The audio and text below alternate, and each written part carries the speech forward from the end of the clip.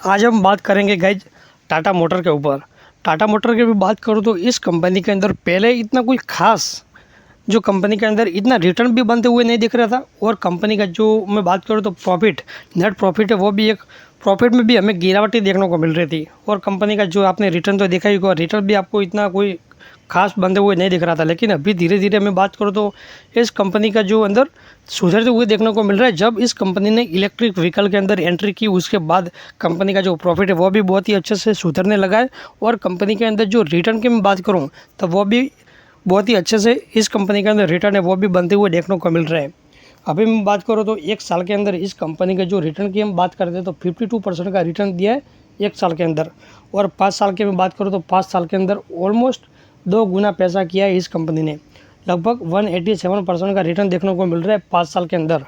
और इस कंपनी की मैं बात करूँ तो अभी सेल्स का जो डेटा है वो भी अभी सामने आया है। तो Q2 की मैं बात करूँ, अभी इस फाइनेंशियल ईयर की मैं बात करूँ तो इसके अंदर कंपनी ने जो गाड़ियाँ बिकी है वो लगभग 2 से 2.5 लाख गाड़ी बिकते हुए देखने को मिल रही है। 2,43,024 इतना यूनिट इस कंपनी ने बेचा हुआ है।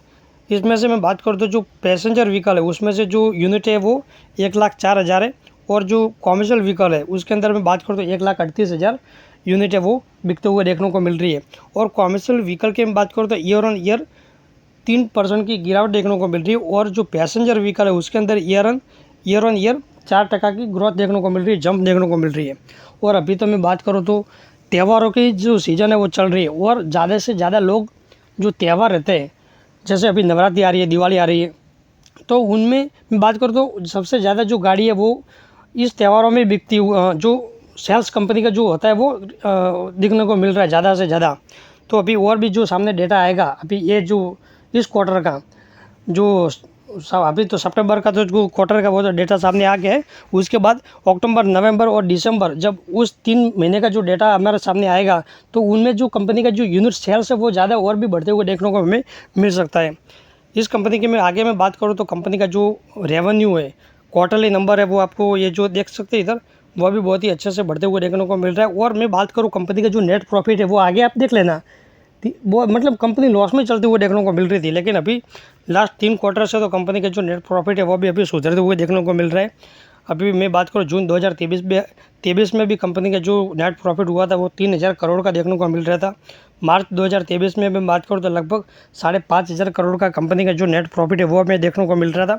तो कंपनी का जो नेट प्रॉफिट है वो भी लास्ट 3 क्वार्टर से सुधरते हुए देखने को मिल रहा है। आगे मैं बात करूँ तो प्रमोटर की होल्डिंग भी आप देख सकते हो 46% देखने को मिल रहा है। और फॉरेन इन्वेस्टर लास्ट 3 क्वार्टर से लगातार इस कंपनी के अंदर होल्डिंग है वो बढ़ाते हुए देखने को मिल रहे हैं। 13% होल्डिंग थी दिसंबर में, फिर मार्च की मैं बात करूँ तो 15%, फिर अभी 17% देखने को मिल रही है जून 2023 में। और डोमेस्टिक इंस्टीट्यूशन की मैं बात करूँ तो 17% देखने को मिल रही है। गवर्नमेंट की थोड़ी होल्डिंग देखने को मिल रही है स्लाइड। और पब्लिक की मैं बात करूँ तो 18% पब्लिक के पास देखने को मिल रहा है। तो फॉरेन इन्वेस्टर भी लास्ट इस कंपनी के अंदर 3 क्वार्टर से तो बढ़ाते हुए देखने को मिल रही है होल्डिंग, धीरे धीरे कम करके इस कंपनी के अंदर इन्वेस्टमेंट कर रहे हैं। तो मैं बात करूँ तो इस कंपनी के अंदर अभी कंपनी का जो नेट प्रॉफिट है वो धीरे धीरे सुधरते हुए देखने को मिल रहा है। और इलेक्ट्रिक व्हीकल में इस कंपनी ने आने के बाद में तो कंपनी का जो सेल्स है धीरे धीरे ग्रोथ है वो भी हमें देखने को मिल रहा है। तो आप चाहे तो इस कंपनी के ऊपर नज़र रख सकते हो, और आप आपकी एनालिसिस करके इस कंपनी के अंदर निवेश कर सकते हो। तो बस आज के लिए इतना, मिलते हैं नेक्स्ट वीडियो में। और आज का दिन का वीडियो आपको पसंद आया तो वीडियो को लाइक कीजिए, शेयर कीजिए और चैनल को भी सब्सक्राइब कीजिए।